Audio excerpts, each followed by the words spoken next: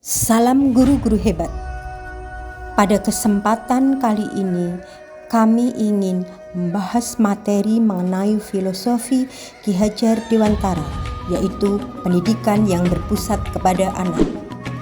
Seperti telah kita ketahui bahwa tujuan pendidikan menurut Ki Hajar Dewantara adalah menuntun segala kodrat anak, yaitu kodrat alam dan kodrat zaman, agar mencapai keselamatan dan kebahagiaan yang setinggi-tingginya.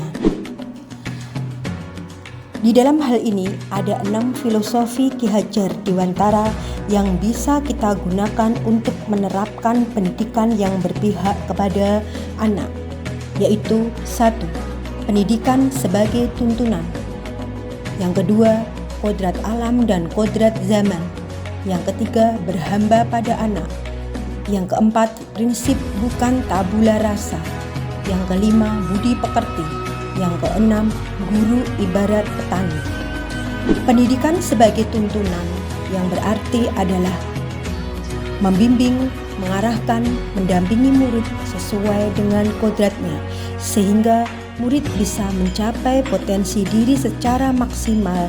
Dalam pengajaran, guru atau pamong sangat penting mengetahui kelebihan dan kekurangan murid, sehingga bisa menuntun mereka mencapai potensi yang setinggi-tingginya. Yang kedua, kodrat alam dan kodrat zaman. Kodrat alam berarti potensi, bakat, kemampuan anak. Seorang pamong atau guru mampu memfasilitasi mereka, memberikan ruang tanpa batas untuk berkarya dan mengembangkan potensinya agar mereka bisa tumbuh maksimal sesuai dengan kodratnya. Kodrat zaman berarti keterampilan, pengetahuan yang berubah sesuai kondisi sosial.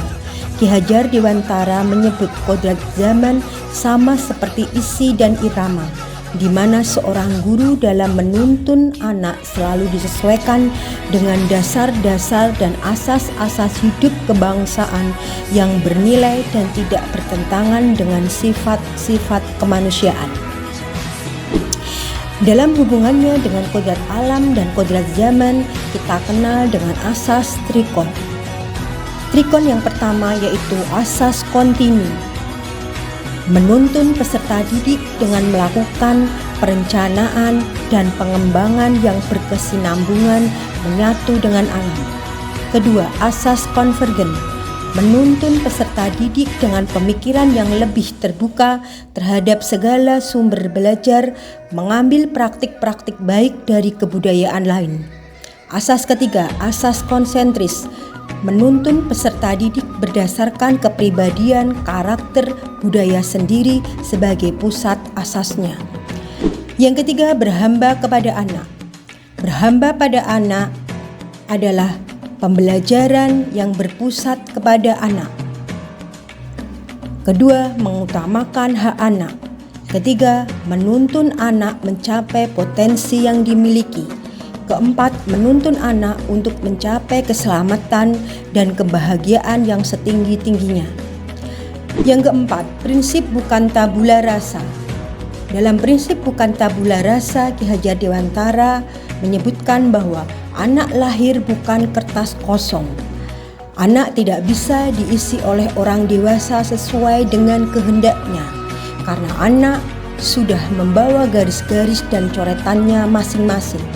Tugas guru menebalkan garis yang baik-baik dan membiarkan garis yang tidak baik agar tidak terlihat. Kelima, budi pekerti. Budi pekerti yang diajarkan oleh Ki Hajar Dewantara antara lain bahwa seorang anak mampu mengoptimalkan dirinya untuk bisa mengolah cipta, mengolah rasa, dan mengolah karsa. Olah cipta adalah kekuatan untuk berpikir di dalam jiwa manusia, untuk mengenali, memahami, mengingat, dan menyimpulkan berbagai objek dan fenomena, diwujudkan dalam pengetahuan anak, wawasan, dan gagasan. Olah rasa adalah segala gerak dan perubahan hati sehingga manusia dapat merasakan senang, sedih, kecewa, malu, bangga, sayang, dan lain-lain. yang diwujudkan dalam sikap dan pikiran anak yang selalu positif. Yang ketiga adalah olah karsa. Olah karsa yaitu kehendak atau kemauan anak yang berbentuk dorongan alami dari dalam diri manusia yang diwujudkan pada hawa nafsu kodrati, berhubungan dengan kehendak, tekad, niat, semangat, diwujudkan dalam kreativitas dan inovatif anak. Yang keenam, guru ibarat petani.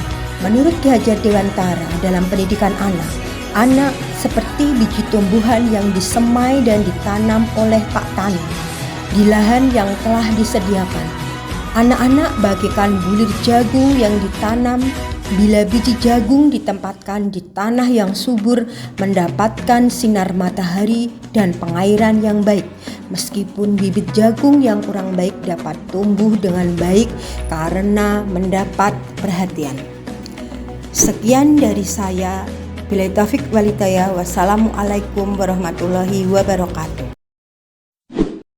Secarik coretan tentang pendidikan untuk masa depan oleh Reni Dwi Wardani dari SMA Negeri 16 Semarang. Bapak Ibu guru di seluruh tanah air ini, perkembangan pendidikan yang semakin pesat dan terus berkembang mengikuti arus perkembangan zaman, di mana internet dan gadget sekarang menjadi salah satu sarana yang sangat penting untuk dunia pendidikan anak.